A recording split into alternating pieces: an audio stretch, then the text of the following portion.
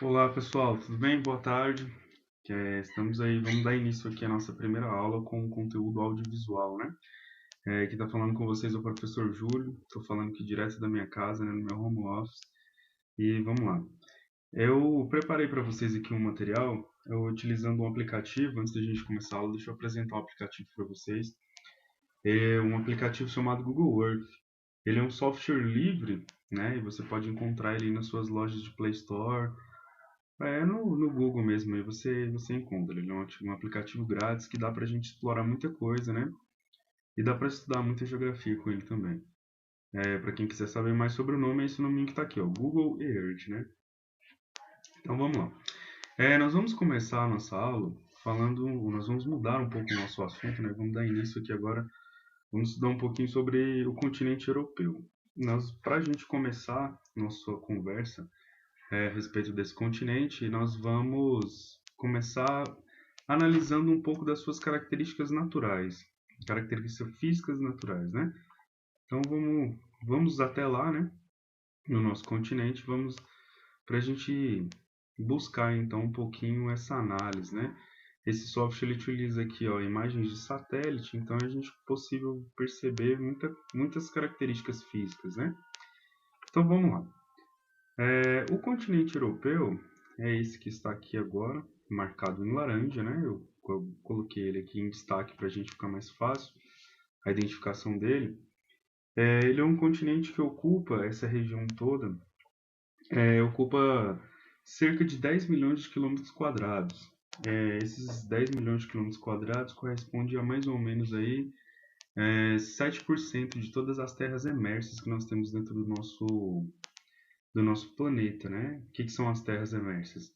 As terras emersas são as terras que estão acima do nível do mar.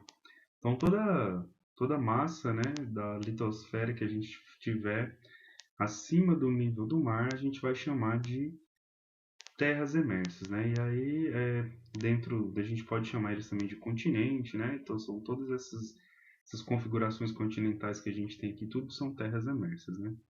É só um termozinho que a gente utiliza um pouco mais técnico, né? Mas é interessante a gente pensar também nessas nomenclaturas que a geografia utiliza, porque em algum livro vocês podem encontrar isso também, né? Então vamos lá. A nossa primeira análise, né, a gente já falei um pouco sobre o seu tamanho, a sua extensão territorial, e aí por conta a gente também já pode dar esse destaque, né, que ele não é um continente tão grande, se a gente for comparar ele com os seus vizinhos, por exemplo, né? O continente asiático, olha o tamanho aqui da massa continental, e o seu vizinho aqui mais ao sul, o continente africano, né? Uma grande massa continental, se a gente for comparar, né? O continente europeu, uma das suas principais características está ligado aos seus mares, né? Ele é banhado por diversos mares. Os dois maiores, vamos dizer assim, é o mar que fica aqui ao norte, né? Que é esse daqui em cima aqui, ele é chamado de glacial ártico. Nós temos aqui o Mar Atlântico, né, que é aqui na parte oeste desse continente. E nós temos outros mares também. A gente pode ver aqui também o Mar do Norte, que banha aqui o Reino Unido, Holanda, Dinamarca. Nós vamos ter aqui também um pouquinho mais a oeste, né, o Mar Báltico. Ele é aqui na região da Estônia, da Finlândia, né, da Polônia. Aqui mais ao sul, tá aqui, ó. O mar Mediterrâneo também, que é um mar bem estudado por nós também, tanto na geografia, tanto na história. Aqui mais ao sul nós vamos ter aqui o Mar Negro, e aí um pouquinho mais a oeste nós vamos ter o Mar Cáspio.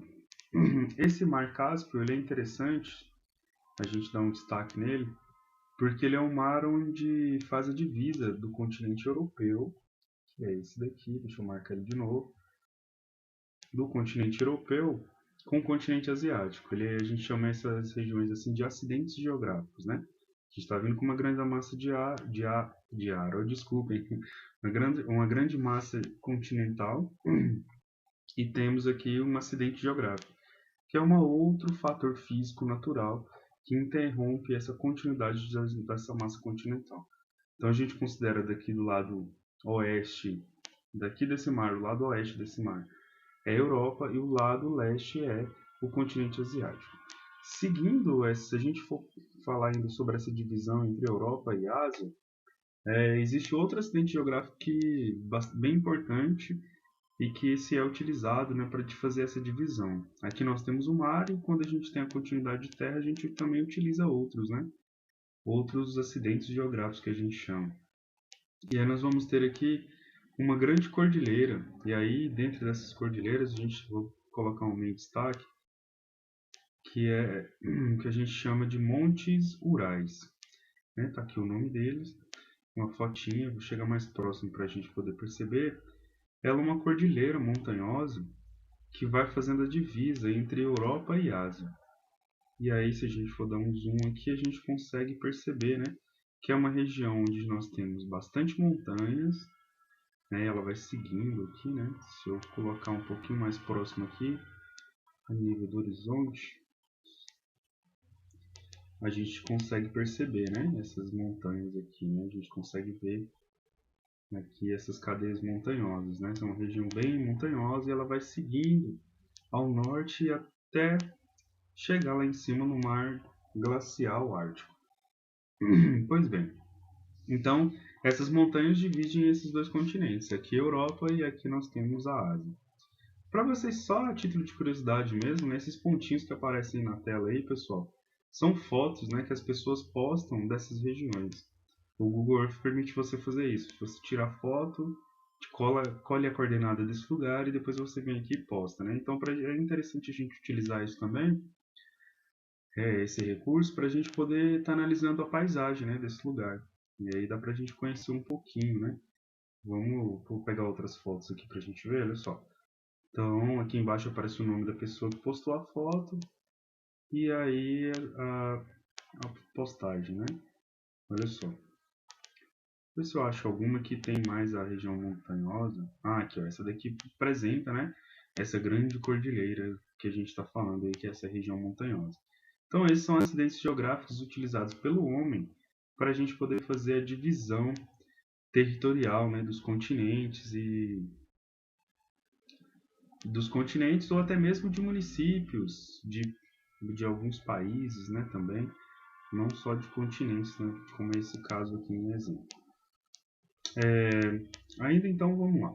Se a gente der continuidade ainda falando um pouco sobre fazendo esse olhar, né, assim, bem por cima, analisando o continente como um todo, a gente consegue perceber também que ele é um país todo formado por pequenas ilhas, né?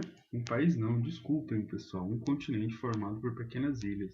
Além da sua massa continental, ele tem em seus territórios pequenas ilhas, né? Que fazem parte do continente. Então vamos lá, sobre localização, deixa eu colocar ele em destaque de novo.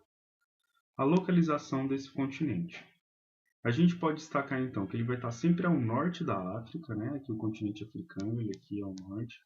Ele vai estar a oeste da Ásia. Nessa massa daqui a gente tem a Ásia e aqui a gente vai ter o continente europeu. Ele está totalmente, né, totalmente, a sua localização está acima da linha do Equador, ou seja, no hemisfério sul, hemisfério norte, quer dizer, desculpem, totalmente no hemisfério norte, né? E ele é o segundo menor continente que nós temos dentro do nosso planeta Terra. Ele possui, se a gente for dar uma observada aqui, né, nessas linhas amarelas, que são divisões territoriais que são feitos dentro do continente. Ele é formado por cerca de 50 países e isso é bem peculiar dessa região do planeta, tá? Nem quase nenhum outro continente é tão fragmentado com países tão pequenos quanto esse daqui. Isso por quê? Por que isso se dá, nessa grande fragmentação? Olha só para vocês, a Holanda, a Bélgica, são territórios bem pequenos, né? Por que isso acontece? Primeiro porque a Europa ela tem um histórico milenar, né? Ela passou por diversos períodos históricos e aí dois delas que a gente conhece bastante também, estuda lá no componente curricular de história, que é a Primeira e a Segunda Guerra Mundial. Todos eles foram dentro desse seu território. Devido a isso, né, devido a essa quantidade de conflitos, de guerras, que teve no passado dentro desse continente, surgiu uma grande disputa por território, né, por fronteiras territoriais. Então, essas, essas disputas, né, resultou na fragmentação desse território, e aí a gente conhece, então, e ela ficou conhecida também como uma colcha de retalhos, né, por conta dessa quantidade de fragmentação aqui. Então, esse é um dos motivos dela ter cerca de 50 países. Uma coisa que é bem interessante a gente pensar também, o menor país do mundo está aqui também, né? Que é o Vaticano. Não sei se vocês têm conhecimento desse dado, né? Que o Vaticano é um país bem pequenininho, é o menor país do nosso planeta. E aí tem uma fotinho, ele fica lá na região, lá na Itália, né? Ele é um país dentro de um outro país. Bem interessante isso. Depois eu vou fazer uma aula para a gente analisar alguns pontos dentro do planeta com essas mesmas características, né? Ocorreu uma emancipação aqui que desfragmentou e deu ao Vaticano uma condição de país, embora ele esteja dentro do território da Itália. Muito bem. Então, olha só, se a gente vamos terminar nossa análise aqui, então, ainda falando sobre o continente como um todo, né? Tentando ter um olhar mais geral. Outra característica que a gente pode observar aqui é a formação de penínsulas, né? Se ele é todo formado por penínsulas. Aí todo mundo lembra o que é a península, né? Se não, vamos lá, vamos ter uma revisãozinha então. As penínsulas são, vamos pegar aqui o exemplo da Itália para me explicar isso. As penínsulas é quando a gente tem um braço de massa continental, né, igual aqui. Ele é todo banhado por água, exceto um dos seus lados.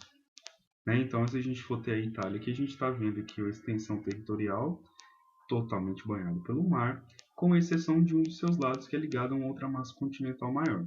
Se a gente for dar uma andada no litoral, a gente vai ver diversas penínsulas, né? Por exemplo, aqui na França, aqui no Reino Unido, a gente vê essa península bem tranquila aqui, né? A gente vai ver a própria Dinamarca, é também uma península. Então, se a gente for dar uma analisada, a gente vai perceber que ele é totalmente formado no seu litoral, quase que todo, né, na verdade, podemos generalizar, por penínsulas, né? O que dá umas características bem interessantes às paisagens desse lugar, né? Cada país aqui desse litoral, por conta dessa dinâmica territorial aqui, ele vai ter umas paisagens bem peculiares e até muito bonitas também, tá? Então, vou pegar aqui para a gente analisar aqui uma península, só vamos lá para a Noruega, uma região bem interessante aqui também, bem peculiar. Porque a Noruega, no seu litoral, ao contrário da gente ter as penínsulas, elas têm o que a gente chama de fiordes. Fiordes é quando a gente tem a entrada do mar, né? Tá vendo aqui para dentro do território. E quando esse mar, essa entrada aqui de água, aqui, formando esses grandes braços de água, são rodeados por montanhas. Então, se eu dar um zoom aqui, a gente consegue perceber, né, o relevo, que ele é bem acentuado. A gente vai ter diversas montanhas, né, nessa região e o mar adentrando entre elas. Esse tipo de característica geográfica aqui se chama fiordes. E é algo bem peculiar dessa região aqui. E aí, como a título de curiosidade também para a gente conhecer, eu separei aqui o Fjord de Geiranger. Ele é uma região da Noruega bastante conhecida porque já foi cena de filmes e o pessoal utiliza muito para gravação de séries, né? Então, para vocês terem uma ideia de como que é essa região, aí algumas fotinhos, né, a paisagem, aí dá para a gente perceber essa entrada de água com essas montanhas, né, bem altas. Então, essa daqui é uma das características principais, né, da Noruega, né, que formam as paisagens bem bonitas. Então, pessoal, por hoje a gente vai ficar por aqui. Não vamos nos aprofundar muito, por conta para não ficar muito longo, né, o vídeo, não ficar muito extenso também. Hoje, então, a nossa aula vai se finalizando aqui Espero que vocês tenham gostado, né, dessa aula. Estou tentando aí dar uma melhorada nos vídeos. Eu vim tentando fazer isso já tem algum tempo. Confesso que ainda estou aprendendo, mas acho que para um primeiro vídeo acho que vai ficar bem legal.